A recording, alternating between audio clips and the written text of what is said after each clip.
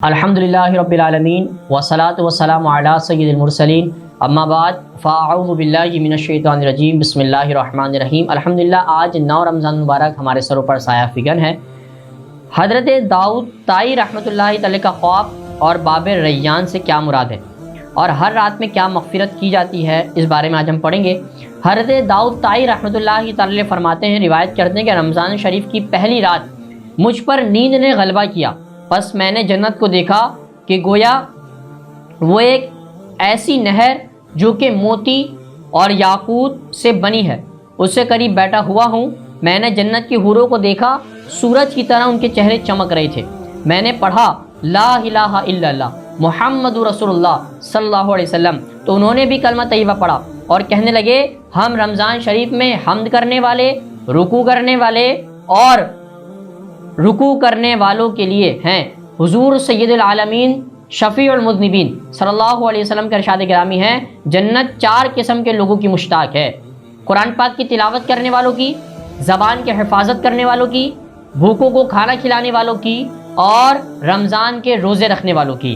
باب ریان سے کیا مراد ہے؟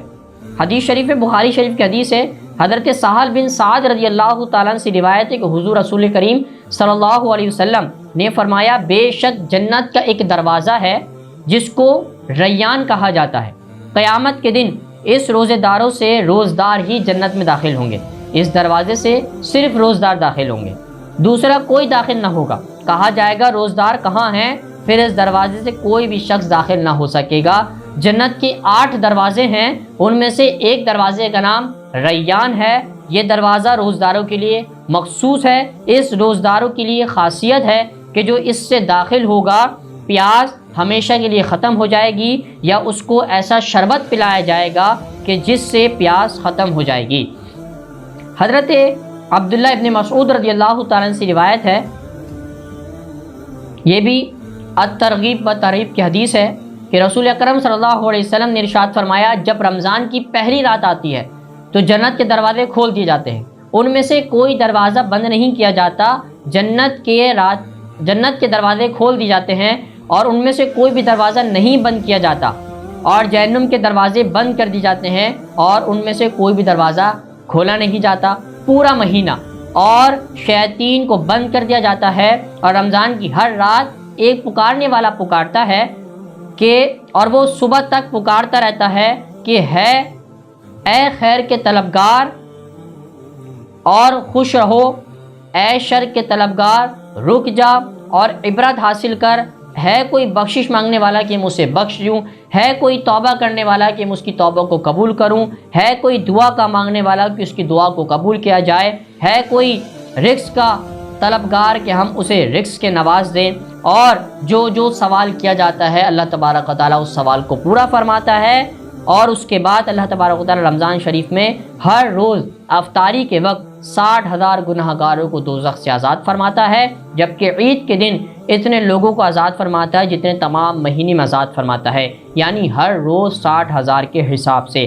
رمضان شریف میں جنت کے دروازے کھول دیے جاتے ہیں، رمضان میں رحمت کے دروازے کھول دیے جاتے ہیں، رمضان میں شیاطین جکڑ دیے جاتے ہیں، رمضان میں دعائیں درجہ قبولیت رکھتی ہیں، رمضان میں افطاری کے وقت 60,000 جہنمیوں کی مغفرت کر دی جاتی ہے۔ رمضان کے بعد عید کا چاند نظر آنے پر پورے رمضان کے جتنے لوگوں کی مغفرت و بخشش ہوتی ہے اتنے عید والے دن ہوتی ہے۔